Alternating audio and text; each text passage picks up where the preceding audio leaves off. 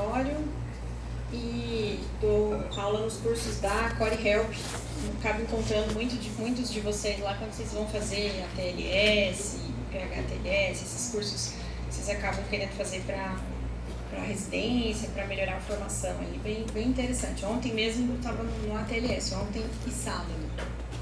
Então, essa questão de sistematizar atendimento, ter ordem, né? É uma coisa que eu gosto bastante.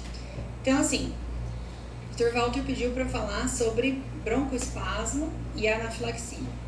São assuntos, assim, muito importantes, que a gente tem vários cenários para trabalhar, mas aqui o nosso enfoque vai ser o pronto-socorro, tá? Então vai ser bastante prático. No semestre passado, a gente tinha feito uma dinâmica diferente. A doutora Laura veio, deu atendimento no adulto e em seguida eu vim e falei na pediatria. Dessa vez ela pediu para trocar a ordem comigo, por questões pessoais. Então, se vocês acharem um pouco nebuloso agora, porque a gente quis fazer de forma a não ficar repetindo tudo. Então, talvez falte um pouquinho de informação, mas o manejo na pediatria é muito semelhante ao manejo no adulto, que ela vai falar depois. Então, eu estou falando aqui das particularidades do manejo pediátrico, tá? Senão ia ficar uma coisa muito maçante, vocês repetirem, eu ficar repetindo tudo, vocês ficarem vendo tudo novamente. Então, o contexto do manejo, tanto do broncoespasmo quanto da anafilaxia na pediatria, ele é semelhante ao do adulto, mas a gente tem algumas particularidades.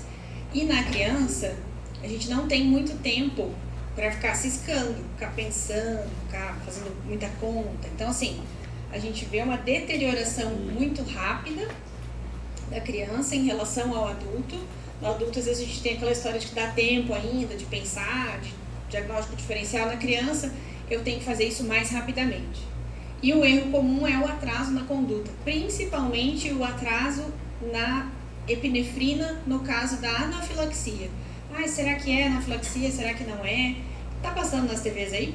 Então beleza. Então, por isso tá todo mundo tranquilo aí atrás? Então, beleza. Achei que não tivesse funcionando, desculpa. Então, assim, a gente não pode atrasar o tratamento principal. Mas eu vou dar corticoide, não vou dar corticoide, vou dar antialérgico, não vou dar antialérgico. Não sei. O principal, a gente já vai falar disso mais tarde, o principal é a epinefrina. Se eu vou fazer os outros medicamentos que o pessoal faz aí de orelhada, é outra história. Segunda coisa, a maioria dos tratamentos mais críticos dentro da pediatria tem protocolos, e esses protocolos mudam. Eu tive que mudar essa aula que eu fiz no primeiro semestre para o segundo, porque teve atualização, tá? Então, por exemplo, broncoespasmo. Broncoespasmo é na asma, e na asma a gente tem o GINA, que é um protocolo que muda anualmente. Vocês devem ter passado por dispneia recentemente, então o GINA muda todo ano. Quando eu fiz essa aula no início do ano, ainda não tinha saído o GINA 2026, ela era toda baseada no GINA 2025. E muita coisa mudou, tá? Mas doutor, eu fui lá, não sei onde, eu vi na UPA, eu vi na UBS, o pessoal não está fazendo assim, o pessoal não está fazendo atualizado, tá? Onde eu trabalho também tem colega que não faz o tratamento atualizado, porque tem que manter a nossa constante atualização e nem todo colega se preocupa com isso. Vamos começar com esse caso, mas só tenham ele em mente que daqui a pouco, lá no final, a gente vai voltar nele. Então, a criança tem 3 anos, começou com sibilos, vômito e urticária. Essas lesões aqui, ó, a gente chama de urticas. Tá? Não precisa chamar de placa, é uma placa eritematosa, mas se é uma lesão típica de urticária, você pode chamar de urticas, tá? Então, ela é típica da urticária.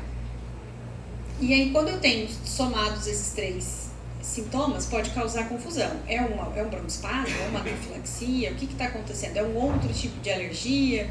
Então, a gente pode ficar na dúvida. Lá no final, a gente vai falar disso. Mas vamos discutir, e quando vocês voltarem nessa pergunta aqui, vocês já vão saber a resposta, qual é a conduta imediata. Então, a gente muda o que na criança? Principalmente, vias aéreas menores. O que isso significa? Vou usar um outro exemplo, tá? Quem tem criança em casa vai me entender. Essa época do ano em que a gente tem tempo seco e muito uso de ar-condicionado, muitos de nós temos mais dificuldade para respirar, para dormir à noite. O nariz já tranca um pouco mais, já se incomoda um pouco mais, e aí como defesa, nosso organismo começa a produzir um pouco mais de secreção, essa secreção acaba ficando mais espessa. Para nós, isso incomoda um pouco, e a gente sabe se livrar dessa secreção, se a gente usar umidificador, usar soro no nariz, assoar o nariz, enfim, higiene nasal. Na criança, isso é muito pior. Então as mães vêm desesperadas, achando ou que a criança está com gripe, ou que a criança está com uma alergia, e realmente, no alérgico isso é um pouco pior. Mas por que é tão pior na criança pequena? Porque as vias aéreas são menores, então se o calibre já é menor, uma pequena diminuição no raio já causa um impacto muito maior.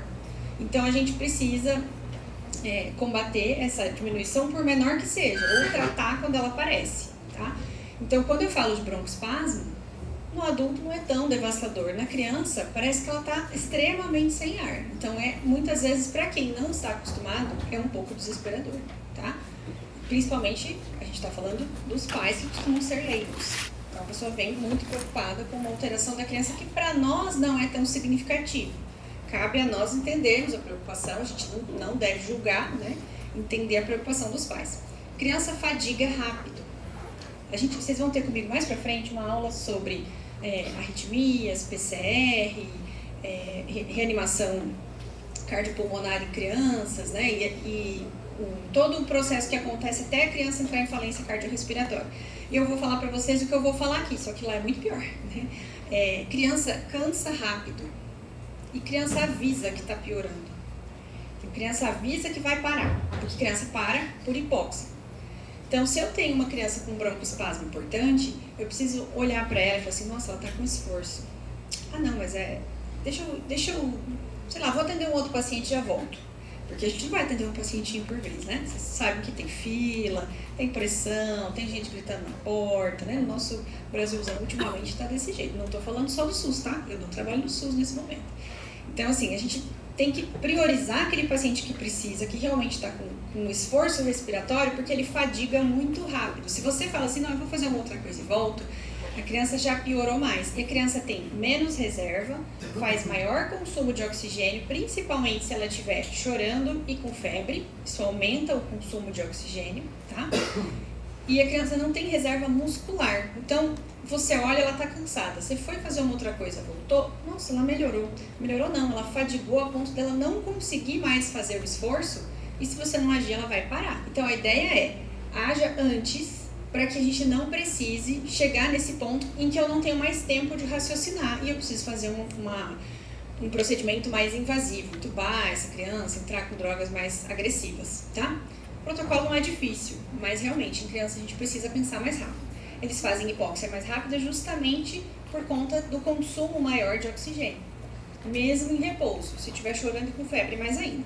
E a clínica é soberana. Eu vou esperar o exame. Não tem exame.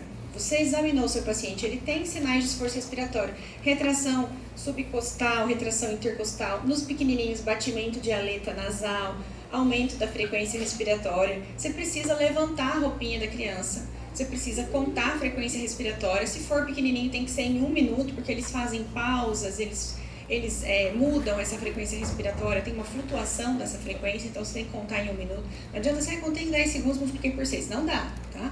Nos maiores até pode ser em 30 segundos, se a criança é bem maior, tudo bem, não tem problema. Mas nos bem pequenos, menores de 1 ano, 60 segundos contando frequência respiratória, tá? Então, a clínica é muito importante. Então, qual que é a gravidade do broncoespasmo? O paciente chega falando frases, ele passa para frases entrecortadas, então frases mais curtas, e aí ele não consegue terminar a frase, tá? Então, ele tem uma dificuldade respiratória progressiva. Quando eu pego a criança dessa forma, ela já está muito cansada, eu tenho que ser rápida, tá? A tiragem é progressiva, então a criança começa com uma tiragem subcostal leve, evolui para subcostal mais importante, intercostal, supraclavicular e fúrcula. Isso é sinal de esforço maior. O paciente está utilizando a estrutura da caixa torácica para tentar mandar o ar para dentro, tá? E no momento que a criança tem mais cansaço ainda, ela evolui com gemência. Os bebezinhos pequenos fazem batimento de aleta nasal e gemência. Gemência é uma tentativa de fechar um pouquinho a glote para botar o ar para fora com mais dificuldade, né, mais devagar, para eu tentar manter mais esse ar para mim. É uma forma inconsciente de tentar respirar melhor. Essa saturação menor que 94, na verdade, hoje em dia o GINA fala até menor que 92, né, para a gente começar o protocolo. Mas muita gente ainda mantém em mente esse 94, tá? Por isso que eu deixei aqui. Porque o que aconteceu na pandemia, gente? Talvez vocês não tenham percebido. Eu que já trabalho desde antes da pandemia, percebi um movimento entre as pessoas leigas, que é assim, eu tenho oxímetro em casa. Porque na pandemia a gente teve muito isso, né? Saturação. Então muita gente comprou lá na internet um oxímetro baratinho e tem em casa. E às vezes a criança tá super bem, tá lá com um pouquinho de coriza, um pouquinho de tosse. Essa época do ano não tem um Cristo que não esteja tossindo, com esse tempo seco, né? Então, aí a mãe olha a criança com o nariz trancado, que ela não lavou o nariz antes de dormir, o nariz está meio congesto, e ela faz um pouquinho de ronco para dormir, a mãe vai lá e põe um oxímetro. A criança dormindo faz 90, 89, sem problema nenhum, isso não é um problema. O que a mãe faz? Pega a criança e leva no hospital. De madrugada, porque ela está saturando mal. Só que ela não tem obrigação de saber que a criança dormindo pode fazer 89, 90. E às vezes a criança pode ter alguma coisa, então a nossa obrigação é examinar. Mas, essa saturação, as pessoas ainda entendem que abaixo de 94 tem um problema, que abaixo de 90 tem um problema. Claro, se a criança estiver acordada, ativa, não é para estar saturando 89, 90. Dormindo, ok, tá? Mas principalmente também a gente fala de alteração de comportamento. Então a criança começa agitada, então essa agitação, essa irritabilidade, ela é por hipóxia. Estou mandando menos oxigênio para o meu centro respiratório. Isso faz na criança uma irritabilidade e depois, progressivamente, com a diminuição do oxigênio e depois a retenção do CO2, a criança evolui para uma sonolência. Então você vai lá ver a criança no berço agitada, chorosa, brava, e aí quando você volta um tempo depois ela está sonolenta. Você fala, nossa, melhorou. Às vezes não, olha com cuidado, tá? Então veja se o esforço melhorou ou piorou, se essa criança não entrou já em fadiga, porque daí ela vai fazer sonolência por retenção de CO2, por hipercarbia, certo? Então a gente tem, red flags. A gente vai prestar mais atenção no paciente quando ele já chega com silêncio auscultatório, ou seja, eu vou escutar meu paciente, ao invés de ouvir sibilos, eu não escuto nada. E ele tem todos os sinais de esforço respiratório. Ele tá lá com tiragem subcostal, às vezes menorzinho faz tiragem de fúrcula isolada, sem supraclavicular. Só que você vai auscultar, não tem sibilo. Tá completamente diminuído, murmúrio vesicular diminuído globalmente, tempo expiratório aumentado e sinais taquipneia, retração subcostal. Isso aqui é muito preocupante. Exaustão. A criança já chega tão cansada que ela já não está mais conseguindo fazer o esforço respiratório. Sonolência. Lembra que eu falei que é hipóxia e depois retenção de CO2? A criança que já está sonolenta, aí o bicho pegou, já preciso ser rápido. Não dá para deixar lá a triagem. E a gente tem um problema com triagem, gente. O Manchester, não estou falando dos enfermeiros, estou falando que assim, para nós da pediatria, às vezes a gente fica preocupado, porque no Manchester não existe levantar a blusinha e olhar se a criança tem esforço. E às vezes, a criança que está triada como verde, está lá fora, está cansada há 3 horas. Quando ela entra, ela já está muito cansada, porque ela passou no início do esforço respiratório. E a enfermeira não tem a obrigação de, seguindo o protocolo, levantar a blusa e olhar se tem sinais de esforço respiratório. Doutor, o silêncio auscultatório faz intubação? Porque nos adultos eu acho que eu vi. Ele perguntou se no silêncio auscultatório faz intubação. Boa pergunta. Nem sempre. No silêncio auscultatório, a gente vai aprender logo em seguida a fazer a classificação da crise e de acordo com a gravidade da crise, eu vou entrar com tratamento. Mas esse é o paciente que eu fico em cima. Esse é o paciente que eu falo, deixa a fila lá. Outro colega atende. Eu vou ficar em cima dele, tá? Pelo menos assim, até eu perceber alguma resposta dele, um sinal de que ele está saindo dessa parte da crise mais complexa. Cianose, né? Não preciso nem falar. A criança que chega saturando 80, 85 já vai estar cianótica. Então, nesse caso, eu preciso ser agressivo. Isso aí desconfigurou, tinha umas figurinhas aqui. Mas, enfim, a minha abordagem inicial é colocar oxigênio quando necessário, tá? Então, o paciente está saturando 89, 90, eu vou pôr oxigênio. Agora a gente fala em abaixo de 92 colocar oxigênio. Vocês sabem que o tratamento com oxigênio, ele é um tratamento que também tem efeitos colaterais. Excesso de oxigênio não é legal, eu não quero que meu paciente saia saturando 100%. Tem toxicidade no oxigênio excessivo, tá? Então, se necessário, eu vou usar oxigênio, vou monitorizar, aí a gente tem um problema, tá? No meu serviço, que é um serviço particular, a gente tem problema. Eu imagino o SUS.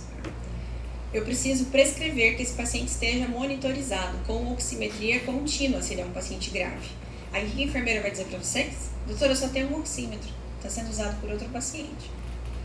Se ela vai alternar, a gente entende as fragilidades do nosso sistema de saúde, mas a gente sabe que a gente tem que prescrever para o nosso paciente, tá? Então, assim, eu prescrevi, porque esse paciente tem indicação de acordo com o meu atendimento, com a minha avaliação, e a minha conduta é que ele esteja sendo monitorizado. Mas o sistema não tem. A gente pode tentar alternar, ou não vai ter realmente para fazer, você vai ter que levar o seu do seu bolso para ir lá e deixar no paciente. Às vezes acontece isso, tá? Mas, se acontece qualquer coisa com esse paciente e esse atendimento é judicializado e você não tinha prescrito porque não tem na unidade, você pode ser responsabilizado por isso. A gente não faz atendimentos pensando que nós podemos responder juridicamente por eles. Mas a gente responde com alguma frequência. Então, assim, se pelo protocolo do atendimento eu deveria monitorizar o meu paciente e eu não prescrevi, eu posso responder por isso. Se eu prescrevi e não tinha na unidade, aí já não sou eu que vou responder por isso. Porque eu prescrevi. Dentro da minha avaliação, eu entendi que aquele paciente precisava desse recurso e não tinha. Mas está prescrito, certo? Então, prescrevam. Se o seu paciente precisa de monitorização, prescrevam. É o que acontece comigo, às vezes lá na Unimed. Não tem, em épocas de surto, não tem para todo mundo.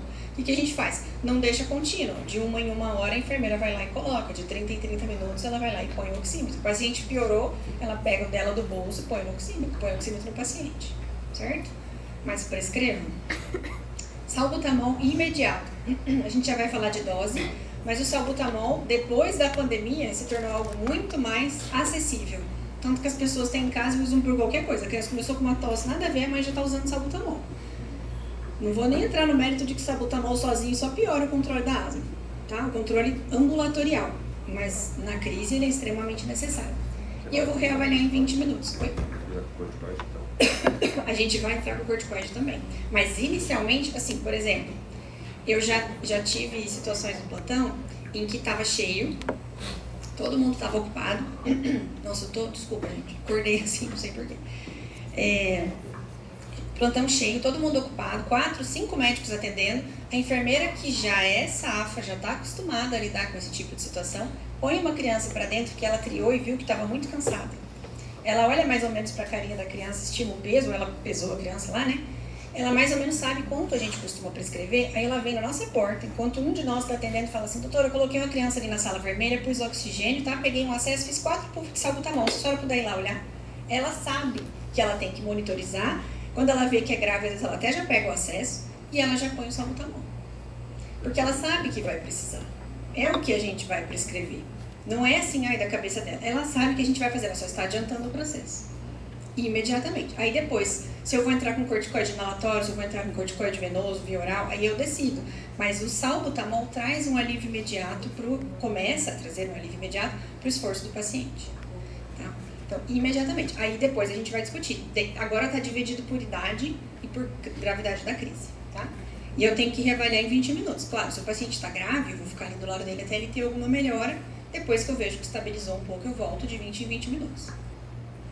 Aqui, nem precisa tirar foto desse slide, isso aqui era antes, tá? Então dava pra gente deixar mais organizado e mais simples dessa forma.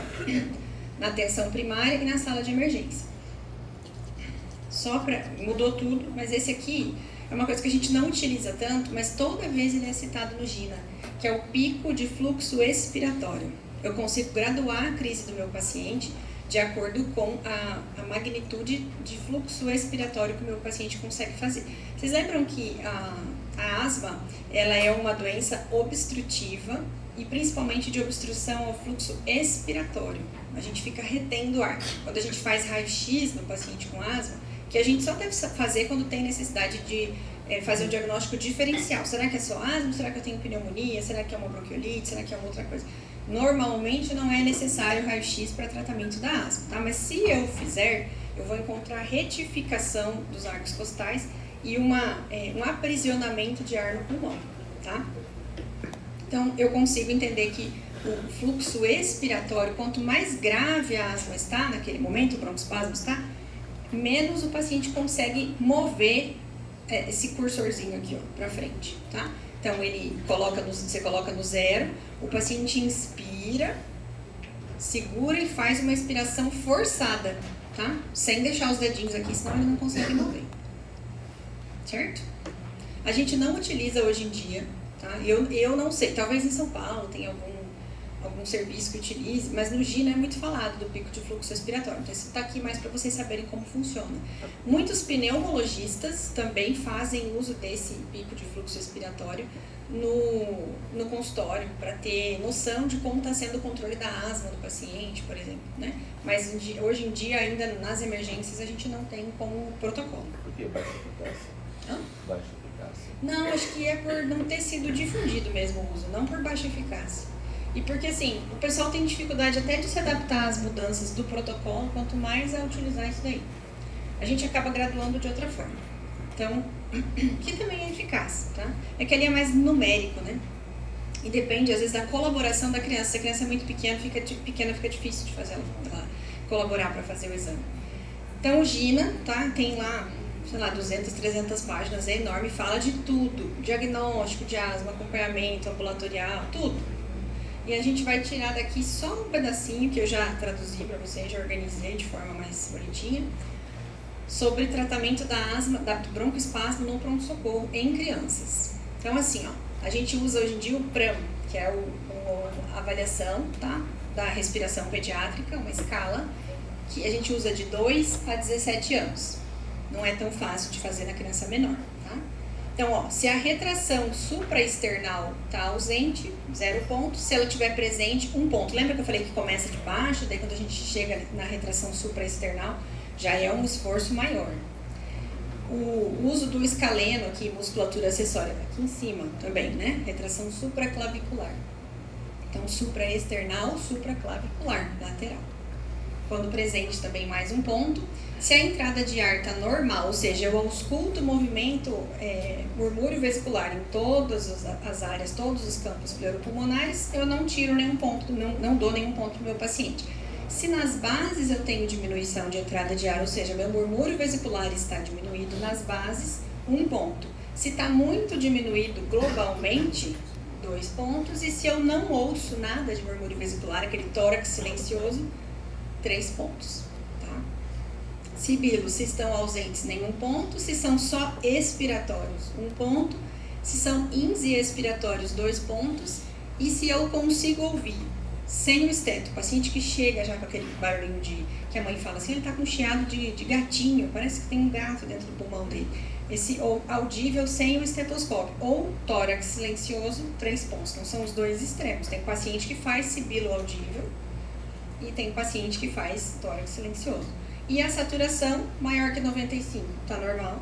Entre 92 e 94, 1 ponto, menos que 92, 2 pontos. E aí eu vou graduar aqui embaixo, ó. De 0 a 3 pontos é uma crise leve, de 4 a 7 pontos uma crise moderada e de 8 a 12 pontos uma crise grave. Professor, isso foi adicionado em 2026? 2026. Não tinha antes, né? Não tinha antes. Ficou mais fácil da gente graduar a crise, porque é numérico agora, né? E são sinais que são fáceis da gente perceber no exame físico. Então, ó, criança menor que 6 anos, no pronto-socorro, eu vou graduar a crise por essa escala, em leve, moderado ou grave. E aí, sempre que eu faço a minha intervenção, eu reavalio 1 hora depois. Claro, o paciente que está grave, o ideal é você estar ali em cima dele, mesmo que você não fique o tempo todo, voltar frequentemente. Então, ó, crise leve, eu vou fazer beta-2 de curta duração, trocando em miúdos, aerolim ou salbutamol, mesma coisa. 4 puffs. Lembrar de agitar, porque eu não sei se vocês sabem, não sei quantos aqui são asmáticos, né? A gente precisa chacoalhar, que é um pó que está ali dentro do frasquinho, tá? Então, fiz 4 puffs com o espaçador, tá? tá? Nas crianças menores de 6 anos não há dúvida que a gente usa espaçador. Repetir após 30 minutos. E aí tem um porém, gente, não é assim, 1, 2, 3, 4. Não, eu aperto um puff, deixo a criança respirando com a máscara acoplada no rosto por 10 segundos. Chacoalho de novo, acoplo no rosto de novo, mais um puff. Então eu levo ali 40, 50 segundos para fazer os 4 puffs. Parece fácil. Hoje em dia, até para isso, as crianças não param quietas mais. Às vezes você escuta, parece um dinossauro dentro do pronto-socorro. Tá só fazendo inalação ali, só o Aerolim, não é nem aquela inalação da fumacinha. Aquele da fumacinha tem criança que já sai correndo, não quer nem saber, tá? Então tem esse desafio na pediatria. Você tem que tratar o paciente apesar dele não querer, né? Vou repetir após 30 minutos se necessário, na crise leve. Então eu fui lá, graduei, é uma crise leve. E eu posso associar o corticoide inalatório. Aqui existe uma coisa, se a criança já faz uso, por exemplo, ela usa lá o Flixotide, ou o Clenil, que é muito conhecido, né? Tem mãe até que já tem em casa, já prescreveu. Ninguém diagnosticou de verdade asma na criança, mas uma vez no pronto-socorro, alguém resolveu prescrever Clenil e essa mãe já tem. Então, posso associar corticoide inalatório. Dificuldade, eu não sei como é que está na UPA. Mas na Unimed a gente só tem inalatório por fumacinha. Clenil, aquele que é 400 mg por ml, é um flaconetezinho, a gente coloca com soro no potinho e faz nebulização, tem a fumacinha, né?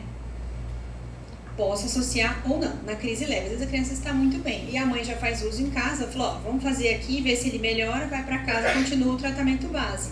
O problema é, muitas crianças não fazem o tratamento base. Isso aí surta qualquer pneumologista. A criança tem asma e ela só usa Aerolim nas crises. A eficácia do Aerolim vai sendo reduzida, porque o organismo vai criando uma tolerância. Tá? O ideal é usar o corticoide inalatório para tratar a asma, uma doença inflamatória. Preciso tratar a inflamação crônica para evitar que tenha crises frequentes. Tá?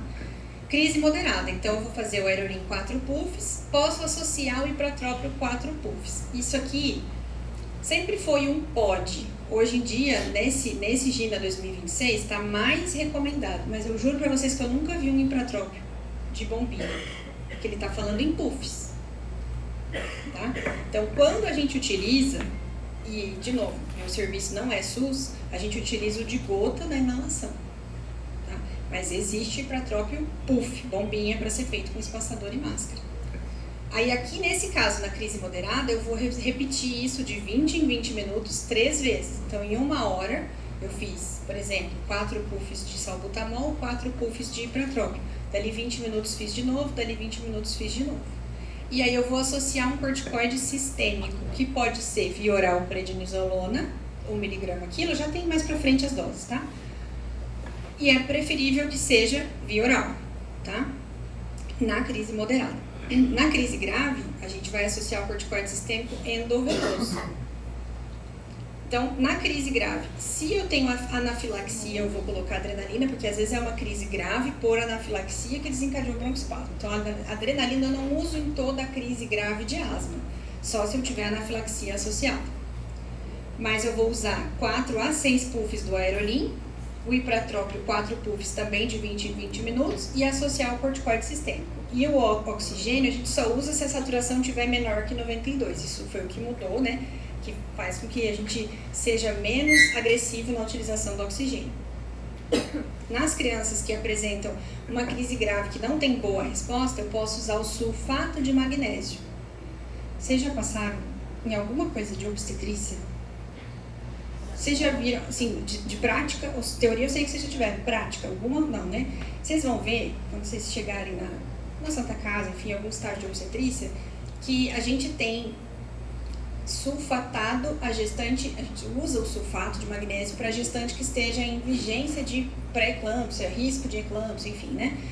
E as pessoas têm um protocolo muito certinho para fazer sulfato, porque ele tem vários efeitos colaterais, ele é um remédio que tem que ser feito com a dose adequada, no tempo certo, não pode ser feito muito rápido e tudo isso. E aí a gente tem um problema aqui na pediatria. O sulfato de magnésio ele é muito seguro, ele traz muita melhora para o paciente. Mas eu trabalho com pediatras mais antigos que têm pavor de fazer sulfato de magnésio. Às vezes ele fez, a gente chama isso aqui, ó, de 20 em 20 minutos, Aerolim de ciclo de resgate. Então, às vezes o colega já fez 3, 4 ciclos de resgate e a criança não melhorou. Aí eu chego para pegar o plantão, eu já fiz isso e não melhora. Eu falei, o senhor pensou em sulfatar? Nossa, parece que ele faz assim, ó. Oi? Nossa, meu Deus. Não, sulfatar, desde que você faça com a criança monitorizada, põe na sala de emergência, faz devagar, dose adequada, corre bonitinho, bem diluído, melhora muito. Já teve criança do colega que passou pra mim e falou, acho que tem que internar, não tem mais o que fazer. Eu falei, tá bom, doutor, obrigado, bom descanso. Botei a criança na sala de emergência, fiz sulfato de magnésio, ela melhorou muito, passou a noite ali comigo, reavaliei ela de 2 em 2 horas, fui espaçando a medicação, foi embora no outro dia de manhã, não precisou internar. Porque o sulfato de magnésio realmente ajuda, tá? Nas crianças menores de 6 anos com crise ameaçadora à vida, essa fica na sala de emergência e a gente fica do lado, tá? Que tem aqueles red flags que a gente viu. Geralmente a criança está com silêncio auscultatório, está com fadiga, às vezes já chega com cianose, gemência, saturando muito baixo. Eu vou usar adrenalina de novo, só se anafilaxia. Eu posso fazer por 60 minutos o Aerolim gotas e o Ipratrópio gotas e ficar fazendo contínuo por 60 minutos. Claro que eu vou pegar um acesso nessa criança, vou fazer o corticoide sistêmico EV, aí nesse caso justifica fazer endovenoso, pegar um acesso para fazer nessa criança, então pode ser nesse caso a metilprednisolona, que a gente usa 1 miligrama aqui, tá? Vou deixar o 2 a 100% na máscara, aí nesse caso não é catéterzinho nasal, muito mais fácil a gente usar a máscara não reinalante, que a gente vai ver lá na prática, lá na frente. O sulfato de magnésio quando necessário. Aí, neste caso, eu peço um raio-x de tórax, porque essa criança está com uma crise grave. O que será que está causando essa crise? Vou fazer uma gasometria e vou pensar se essa criança não precisa ir para uma terapia intensiva. Essa criança com crise ameaçadora à vida, às vezes ela já chega contando para você, a mãe já chega contando para você, né? Que a criança já teve entubada por asma, que ela já ficou em UTI, que ela já quase morreu. Então, nessa situação, você não vai deixar o paciente lá e não ficar em cima dele, você já vai ficar bem mais agressivo, tá? Quando a gente tem a criança maior que 6 anos, aqui, essa criança maior de 6 anos, é muito mais provável que ela já tenha um diagnóstico fechado de asma. E às vezes ela já utiliza a medicação. Ela já utiliza esse LABA aqui, ó. Ele tem o beta-2 de curta e o corticoide desculpa. LABA é o beta-2 de longa duração. Por exemplo, existe o Symbicort, existe o Foster, existem várias marcas que são associadas o corticoide inalatório mais o broncodilatador de longa duração, tá? Então, LABA é broncodilatador de longa duração ou beta-agonista de longa duração e o corticoide inalatório. Então, é junto numa mesma bombinha, no mesmo dispositivo. Então, ou eu posso fazer esse beta-2 4 puffs na crise leve, ou eu posso fazer, geralmente é formoterol budesonida. Esse, às vezes, o paciente já traz com ele, a mãe já está com ele. E aí eu posso fazer 2 puffs dele. Porque normalmente esse paciente utiliza em casa, sei lá, um puff de manhã, um puff à noite. Ou só um puff ao dia, porque está bem controlada a asma, daí ele evolui com uma crise e a gente faz 2 puffs de uma vez e vê como ele responde. Na crise moderada, eu vou usar beta-2 de curta, 6 puffs, que a criança já é maiorzinha, mais de 6 anos. E Ipratrópio 4 puffs, igual ao anterior, de 20 em 20 minutos e associar o corticoide sistêmico. Muito parecido com o menor de 6 anos. E na crise grave, basicamente também a mesma coisa. O que muda mais é na crise leve, que eu já posso usar aqui o que é associado, corticoide e broncodilatador de longa duração. Aqui, ó, a gente associa o oxigênio para saturação entre 92 e 95, tá? E na crise ameaçadora à vida, basicamente, a mesma coisa do que a gente fez para o menor de 6 anos. Certo?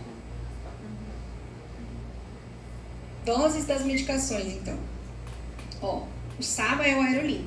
Pode traduzir como Aerolim, que é o que a gente utiliza. Ou salbutamol. 4 a 6 puffs em menores de 6 anos. Em maiores, a gente pode usar até 10 puffs. Depende do peso. E depende da resposta da criança também. Tá? Até 3 vezes. De 20 em 20 minutos, que é o que a gente mais usa. Ou de 30 em 30 minutos. A nebulização do Aerolim é 2,5 miligramas, que se eu não me engano, porque faz tanto tempo que eu não uso Aerolim gotas, porque a gente agora tem o Aerolim, a bombinha mesmo, né, o dosimetrado, 2,5, se eu não me engano, são 10 gotas. E aqui, se eu não me engano, são 20. Mas aí você prescreve, aí tem que olhar o frasquinho de quanto que é. Porque, por exemplo, se eu tenho 5 mg por ml e 1 ml são 20 gotas, eu vou fazer 20 gotas para ter 5 mg. E se eu quiser 2,5, vou fazer 10. Se eu não me engano, é isso, tá? Mas a gente sempre confere. Ainda mais em pediatria, né? Corticoide sistêmico, eu vou usar o prednisolona, 1 a 2 mg quilo dia, via oral, máximo de 40 mg por quilo. Por quê? Porque às vezes o pessoal, dependendo do peso, vai repetir isso de 6 em 6 horas. Na maior parte das vezes a gente faz uma vez. Eu faço aqui no pronto-socorro e passo para a criança usar em casa, se for uma crise moderada ou grave, por mais 4 dias, para fechar 5 dias de corticoide sistêmico. Tá? Problema. Muita gente usa prednisolona como xarope para tosse. E nós estamos ajudando as pessoas a acharem que isso é uma coisa possível. Tá? Tem gente fazendo pediatria sem ser pediatra, nada contra, tá? Assim, na verdade é tudo contra, né? Porque, pô, você tá tratando errado, cara. E aí a pessoa vai pra casa com corticoide via oral sem necessidade, numa situação em que ela não tinha nenhuma indicação de usar. Mas tinha lá uma tossinha. E aí a pessoa nunca usa o vidro inteiro, sobra em casa. A criança voltou a ter uma tossinha, que nem essa que eu tô aqui, aí eu vou tomar um corticoide. Aí a criança já chega tendo tomado 5, 7, 10 dias de prednisolona pra você. Prednisolona, que é o mais simples, né? Corticoide sistêmico, na criança, atrapalha sono, atrapalha imunidade, mas principalmente atrapalha crescimento, tá? Então, assim, é para utilizar, mas prescreve para a mãe falando assim, ó, você vai usar nessa situação aqui. Se sobrar, a senhora esquece que tem esse remédio em casa. Não é para usar de novo. Ah, mas outra vez o médico passou, ele estava com esse mesmo sintoma. Não interessa. Você vai perguntar para o médico se tem realmente indicação de usar de novo. É difícil. Porque daí nós estamos passando a ideia para eles de que é um xaropinho para tosse e que tudo bem ter em casa e usar sempre que precisa. Não é essa a nossa intenção, né? Mas... Tá, então ipratrópio, 4 puffs, ou se for nebulização, 0,25 mg. Aí tem que ver quantas gotas de acordo com a dosagem também, tá? De novo, nunca vi puff de brometo de ipratrópio, nunca vi bombinha. Com certeza tem, mas nos serviços a gente não tem. Sulfato de magnésio, 40 a 50 mg em 20 minutos, que é o que a gente utiliza. Eu vou pegar a ampola, tem lá a quantidade certinho. Todas as vezes que eu prescrevo sulfato de magnésio, eu calculo 3 vezes. Calculo, confiro e confiro de novo, para ver se está certinho. Confere o peso da criança. Vai, 50 mg por quilo, até acho que na próxima tá melhor.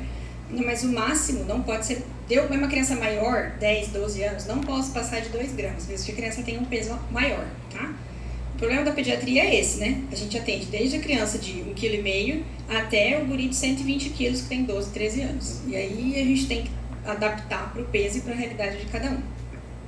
Sulfato de magnésio a gente usa acima de 2 anos, tá? E o O2 suplementar, a gente quer manter a saturação entre 92 e 95. Esse aqui é o problema. Porque daí você vai lá reavaliar a criança, a mãe fala, eu aumentei aqui o oxigênio, tá, doutora? Porque ele estava saturando 92. Ou então, se a criança dorme, eu aumentei aqui porque estava saturando baixo. Então, assim, a pessoa realmente não tem a obrigação de saber, a gente que tem que orientar. Tá? Então, diminuiu a nossa tolerância com relação à saturação, diminuiu um pouquinho. Então, o que a gente faz? O paciente teve uma melhora, mas foi uma melhora parcial. Eu posso repetir o broncodilatador e reavaliar. Então, por exemplo, o que a gente faz com alguma frequência? Eu fiz esse protocolo da crise, como chama? Resgate, que a gente chama, né? Então, fiz o resgate para aquele paciente que chegou e reavaliei ele em 1 hora. Melhorou, mas ele ainda tem alguns sinais, ainda tem um pouquinho de retração, a taquipneia diminuiu, mas ela ainda existe, o paciente ainda está dependendo de oxigênio, ou assim está meio limítrofe, a gente repete de hora em hora. Então, por exemplo, eu estava fazendo 4 puffs de salbutamol, eu fiz de 20 em 20 minutos, associei ou não o ipratrópio, tá? Se eu tiver. Melhorou, mas ainda precisa. Eu deixo de novo, 4 puffs, daria 1 hora, 1 hora, 1 hora. Eles dizem pra gente manter por 4 horas no serviço para reavaliar. Depende muito. Depende do grau de compreensão dos pais. Depende do quanto essa pessoa sabe como aplicar essa medicação e consegue reconhecer o que é uma crise na criança. Tem mãe que é super bem informada. Tem mãe que fala assim, doutora, eu já fiz um resgate em casa, ele não melhorou, por isso que eu trouxe. Porque tem mãe que é muito bem orientada. Agora, tem uns que não sabem nem o caminhão que caiu. Então, a gente precisa manter ali para a pessoa entender o que está acontecendo. Agora seu filho está bem, se acontecer isso, você volta, tá? Tem questões sociais, às vezes a pessoa mora longe, não tem condições, é melhor você manter. Depende do horário, você não vai liberar um paciente às 3 da manhã para ir para casa, sendo que ele está mais ou menos e pode ser que ele piore. Mantém lá a noite inteira, certo? Sulfato de magnésio, olha lá, ó, 40 a 50 miligramas quilo, faltou quilo lá no outro, me desculpa, tá? Máximo 2 gramas, correr em 20 a 60 minutos. Eu deixo correr em 60 minutos, tá?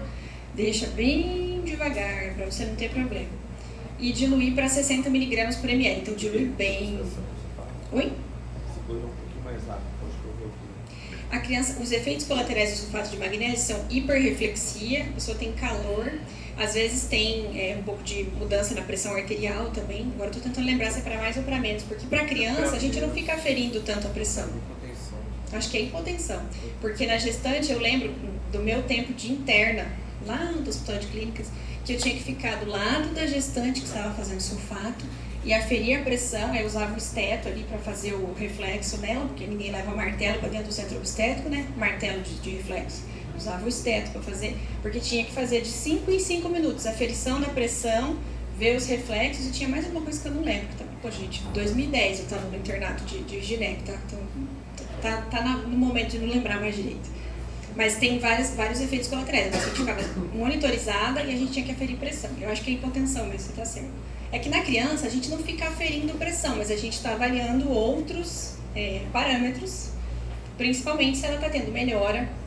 A paciente costuma referir calor também, né? Então a criança também pode ficar um pouco mais agitada com sulfato de magnésio. Por isso que a gente corre bem devagar, bem diluído. Claro, se o paciente não melhora, então quando a gente pega uma criança com uma crise grave, eu já fiz o resgate, eu já fiz o sulfato de magnésio e essa criança está muito cansada, se eu já passou aqui 1 hora, mais ou menos, para eu pensar nisso, né? Dificilmente eu já vou direto para o sulfato, eu vou tentar os steps, de acordo com a gravidade. Se o paciente já passou aqui 1 hora e é uma criança pequena, muitas vezes eu vou precisar de VNI. Então, o que é VNI? A gente tem o CPAP, tem aquele aparelho que fica aqui no narizinho da criança. Lá na Unimed tem até um paninho assim, parece uma trombinha de elefante, de girafa, enfim, é todo decoradinho para a criança achar legal, que é horrível, porque fica mandando ar com pressão pelo nariz, a criança odeia aquilo, né? Às vezes precisa de uma sedação leve para que a criança deixe o aparelho mandar o ar para ela. Sedação consciente, tá, gente? Geralmente a gente faz uma ketamina ou faz um Precedex, né? Que é dexmedetomidina. Para a criança ficar assim um pouquinho mais tranquila, mas não perder a consciência. Então, o VNI é um recurso para a gente evitar intubação. Porque se eu intubo a criança com asma, a chance dela ficar muito tempo entubada e ter muita dificuldade para ser entubada é grande. Então, a gente tenta VNI. Problema. No SUS, acho muito difícil a gente conseguir VNI. Talvez, assim, Santa Casa, Regional, HU. Só que, geralmente, a gente também não tem uma disponibilidade tão grande. Na minha realidade, que é a Unimed, a gente não faz VNI no pronto-socorro. A gente precisa subir para UTI. Já foi muito discutido, né? Principalmente nessas épocas de bronquiolite, que a gente usa VNI muito para bronquiolite também. Se não poderia disponibilizar alguns aparelhos e deixar uma fisioterapeuta lá embaixo para não precisar ocupar um leito de UTI. Mas, infelizmente, a gente não conseguiu isso ainda. Tá? Mas é um recurso. Intubação, nosso último recurso. Erros comuns. Fazer dose pequena. Então, por exemplo, não, vou fazer só 2 puffs de corticoide. Tem mãe que fala assim, meu filho tem alergia a esses remédios. Não é alergia, você tem que explicar para a mãe que esse remédio faz um pouco de taquicardia. E é assim mesmo. Claro, eu não vou usar uma dose super alta, mas dentro do protocolo eu posso fazer medicação, não tenham medo. Na dúvida, mantém o paciente monitorizado, reavalia, fica do lado dele. Mas não tem por que fazer subdose, o paciente vai se arrastar ali por mais tempo e às vezes ele vai fadigar. Atrasar o corticoide quando existe indicação. E hoje em dia a gente está vendo que a indicação está mais presente, tá? Não reavaliar o paciente. Eu sei perfeitamente que a carga de serviço é muito grande, a quantidade de pacientes é grande. Mas eu preciso voltar lá, reavaliar meu paciente e escrever, tá? Eu faço parte do Comitê de Prevenção à Mortalidade Materna e Infantil do Estado, de forma voluntária. E a gente vê situações assim em que a melhor descrição do prontuário do atendimento do paciente é do técnico de enfermagem ou do enfermeiro, que o médico não escreve uma linha. Ele foi 5 vezes avaliar o paciente, mas nenhuma das vezes ele escreveu. e aí o paciente piorou, o paciente foi a óbito, esse caso vai ser avaliado, vai ser destrinchado o prontuário dele inteiro.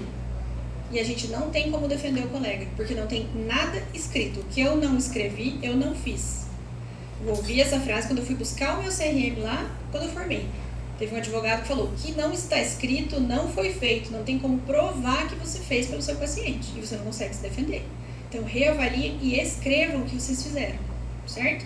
Em tempo, o paciente é avaliado, segue com esforço respiratório, repita o protocolo, ou enfim, adiciono tal medicação, transfiro para a sala de emergência, oriento monitorização e escrevo, tá? Não tenham preguiça. E alta precoce. Ah, melhorou, vou mandar embora. Eu falei que tem várias situações. Tem mãe bem orientada, tem mãe que a criança já tem asma, já sabe como lidar. Escreve e deixa por escrito. Ó, se acontecer isso, a senhora volta. Mas a alta é com segurança. Melhorou taquipneia, não precisa de oxigênio, não tá mais com fala, com frases entrecortadas. Tá tranquilo. Melhorou a ausculta, certo? Alta precoce é perigoso. Anafilaxia, então. Fechando o broncoespasmo, a gente vai falar de anafilaxia. Nas crianças, é mais comum acontecer por alimentos. Então, hoje em dia a gente tem alergia à proteína do leite de vaca, a PLV. Amendoim e castanha são os mais comuns causadores. Nos adultos a gente fala mais de medicamentos, na criança também pode acontecer, mas não é tão comum. E aí quando a gente tem às vezes veneno de inseto também não é tão comum, mas pode acontecer. Mais regional, depende do local que a gente está. Então, o que é a anafilaxia? É uma reação de hipersensibilidade sistêmica grave, rápida, né? O início é muito rápido e pode causar a morte. Existe muita situação em que as pessoas vêm muito preocupadas e não chega a ser uma anafilaxia, mas até prova em contrário eu vou tratar como se fosse, vou valorizar o que a pessoa está dizendo, vou dar atenção ao paciente e se eu descartei essa possibilidade, eu vou tratar não como anafilaxia, e sim como uma crise alérgica, vou liberar o paciente depois com segurança, mas até prova em contrário, as pessoas têm uma comoção muito grande com relação a isso, né? Essas coisas que preocupam as pessoas leigas fazem com que muitas vezes elas tragam no susto e a gente que tem o conhecimento para dizer se é ou se não é, tá? É uma ativação rápida de mastócise, que é mediada por IgE, e pode ocorrer sem choque ou sem sintomas cutâneos típicos. Então tem gente que olha e fala assim, não, mas não tem nenhuma alteração de pele, não é anafilaxia. Calma, que nem sempre tem todos os sintomas. Então, critérios diagnósticos, ó, fresquinhos. Anafilaxia é altamente provável se um desses critérios for preenchido. Então, se eu não conheço o que causou, mas comeu alguma coisa, algum bicho picou, o que aconteceu? Tomou algum remédio? Não sei, mas ó, pele e mucosa, ou seja, as urticas, né, que são mais comuns. Pode acontecer edema de lábio, edema de orelha, edema do popular, tá? E pode ter sibilo ou pode ter hipotensão. Aí nas crianças a gente tem aquele problema, né? Manguitos de tamanhos diferentes para ferir a PA. Mas se eu tenho diminuição da perfusão periférica, cianose periférica, pele fria, pálida, pegajosa, pulso fino, comprometimento cardiovascular. Até porque, gente, não sei se vocês já viram, a gente tem várias tabelas para avaliar qual pressão é normal para aquela faixa etária daquela criança, daquele percentil de altura. Então, tem um macete que é muito válido vocês anotarem, que é o seguinte: eu não preciso saber a pressão normal da criança, eu preciso saber a pressão sistólica mínima para saber se ela está em choque, certo? PA sistólica mínima é 70 mais 2 vezes a idade da criança em anos. Então, a criança que tem 6 meses, 70. PA sistólica menor que 70 numa criança menor de 1 ano, ela está em choque. A criança tem 6 anos. 70 mais 2 vezes 6. 82 é a PA sistólica mínima para essa criança. Está abaixo disso, ela está em choque. Tá? Se eu vou me ater simplesmente à PA sistólica, é isso que eu vou fazer. Mas eu tenho os outros sinais. Quando a gente faz o PAUS, que é o ACLS para pediatria, ele fala que começa assim, ó: pulso, tempo de enchimento capilar, pele, pulso, perfusão, pressão arterial. Nível de consciência. Se eu tenho uma diminuição na minha circulação, eu tenho diminuição da minha vascularização cerebral, e o nível de consciência cai. Tá? É um sinal de comprometimento cardiovascular muitas vezes também. Quando eu sei o alérgeno provável, então eu tenho comprometimento de pele e mucosa, respiratório, cardiovascular ou gastrointestinal, a criança pode ter vômito. Pode falar. Em relação a essa PA, é válida até mais ou menos que idade? 12 anos. Até 12 anos, desculpa, não falei. Então, ó, vômito também está relacionado à anafilaxia. Então, se o paciente tem pele envolvida e está vomitando, anafilaxia. Pele, né, essas lesões, tipo o menininho da nossa foto lá do início, no caso, e sinais de choque, é anafilaxia.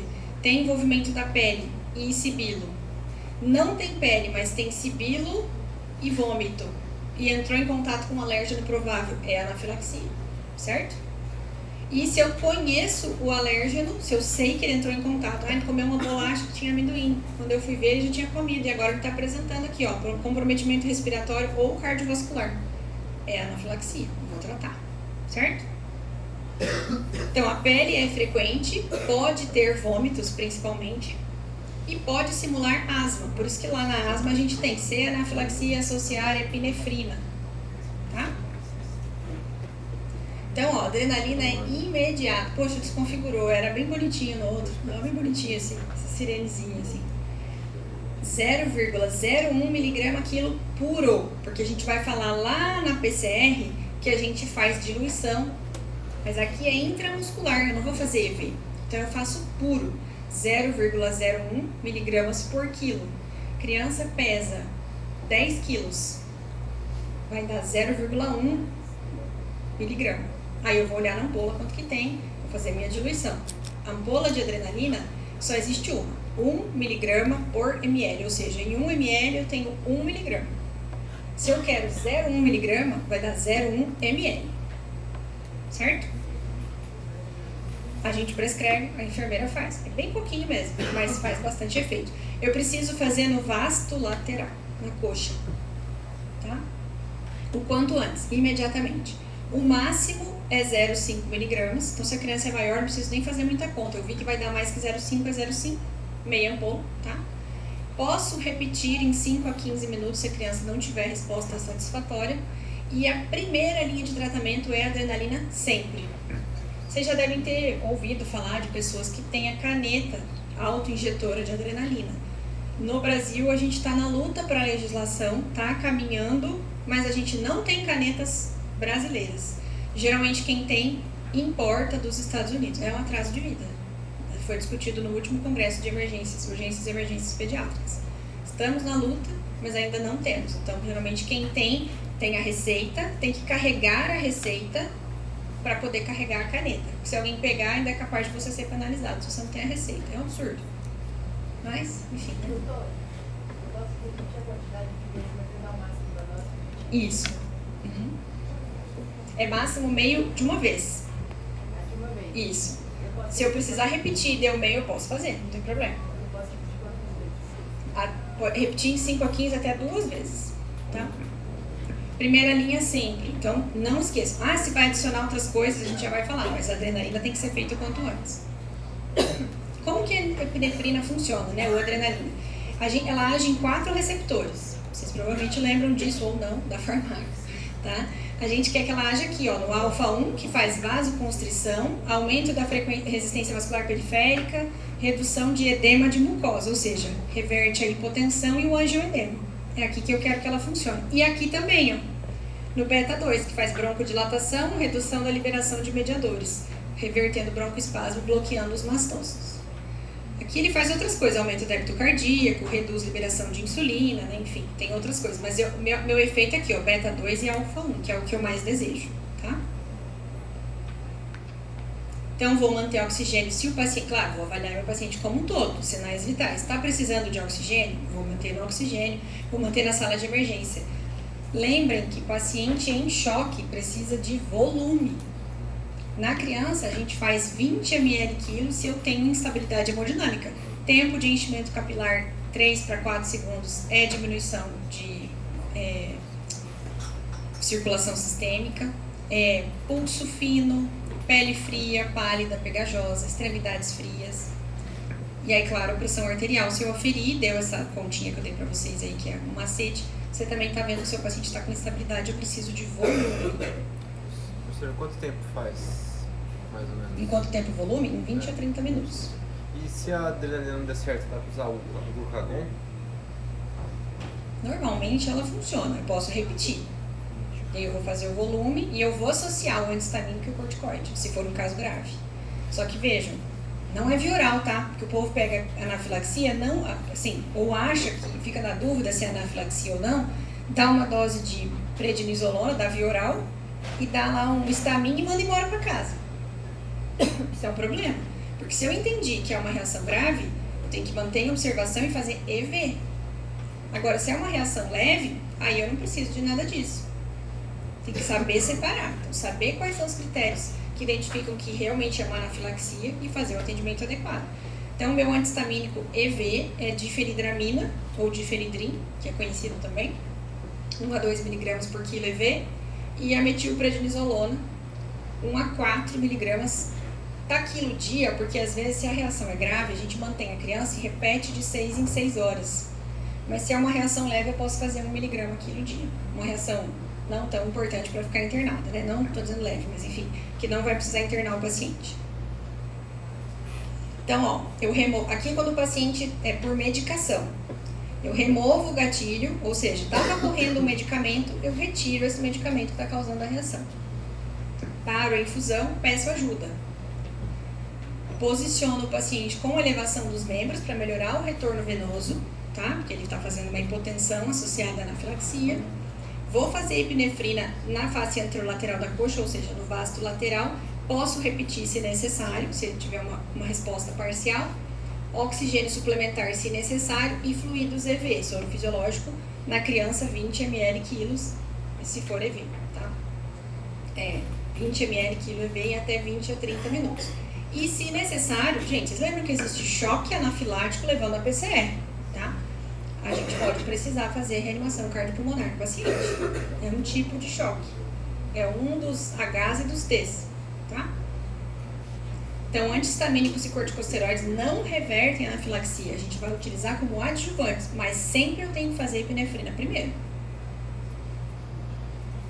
Isso aqui não vai dar para ver direito, mas é só para vocês terem ideia, tá?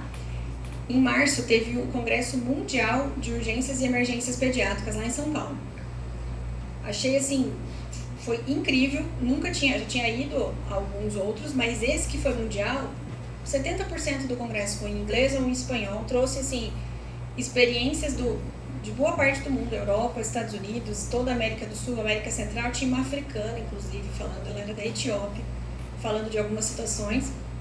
Então, assim, você conseguir comparar a nossa resposta do Brasil com a resposta que a gente tem em outros países é muito interessante, para a gente ver onde que a gente está, o que a gente tem que melhorar, ou se a gente já está muito bem em relação a outros países.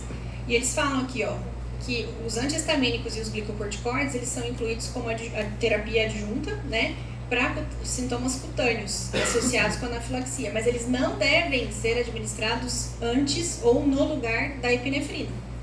Então, eles ajudam para tratamento de anafilaxia, mas tem um papel para eles para tratar os sintomas de pele, como urticária, que é parte da anafilaxia, tá? Mas eles não devem ser feitos antes. Erros: atrasar a adrenalina, então deixar para fazer depois, fazer o antihistamínico antes, esperar que o paciente tenha hipotensão para entender que ele precisa da epinefrina ou que ele está em anafilaxia e não observar o paciente. Quando eu dou alta para esse paciente, eu preciso dizer para ele que ele pode ter a reação secundária, ele pode precisar voltar, certo?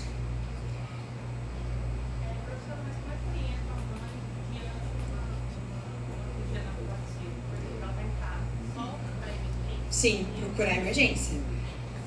Geralmente, se ele for voltar a apresentar os sintomas, serão os mesmos sintomas, tá? Mas normalmente a gente mantém o paciente em observação por pelo menos umas 4 horas, porque às vezes tem o que a gente chama de efeito rebote, ele volta a apresentar os sintomas. Mas em até 24 horas pode ser que ele tenha os sintomas novamente. Então ela tem que ficar observando e, se necessário, retornar, tá?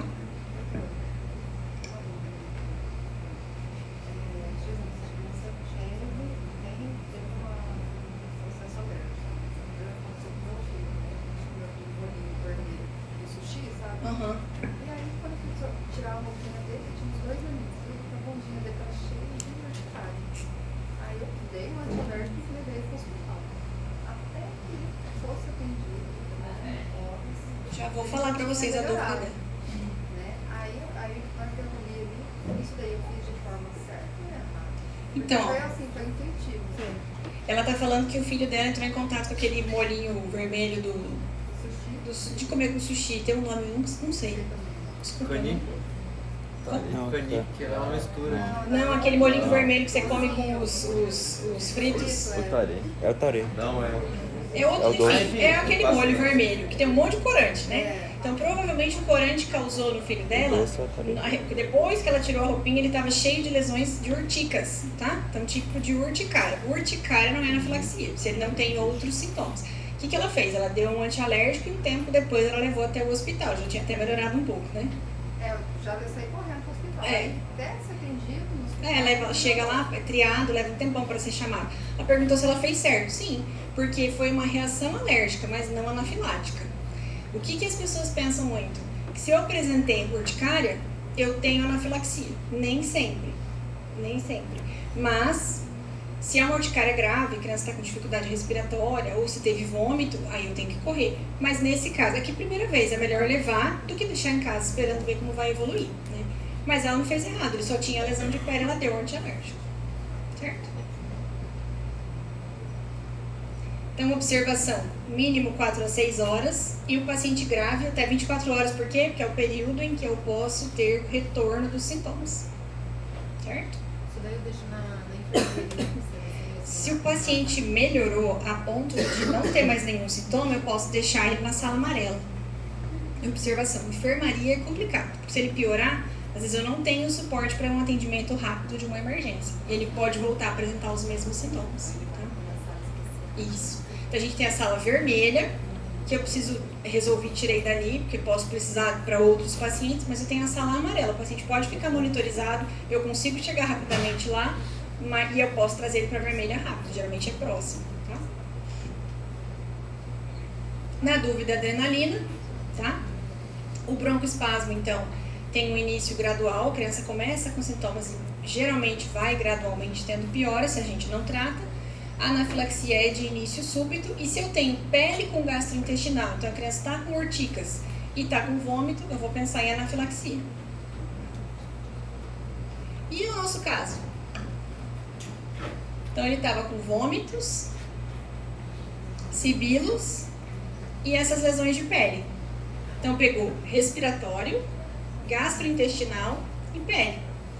É que nem o filho dela, só que com mais coisas. Tem as lesões de pele, mas tem vômito e tem broncoespasmo. Então eu vou fazer adrenalina, suporte, vou fazer difenidramina, vou fazer o corticoide IV, vou manter em observação até ele ter uma melhora.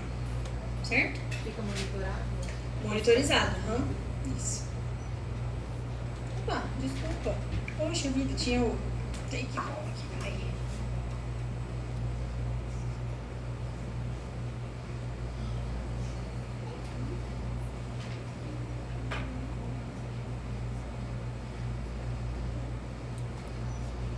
Então, resumindo, criança piora rápido. Eu não falei em exame nenhum, falei em raio-x quando a gente quer fazer diagnóstico diferencial no broncoespasmo grave, tá? Reavaliar sempre e ó, adrenalina, essa coisinha pequena aqui, salva vidas, certo?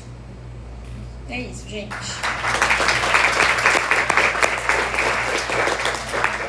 Deixa eu só conferir porque a doutora Laura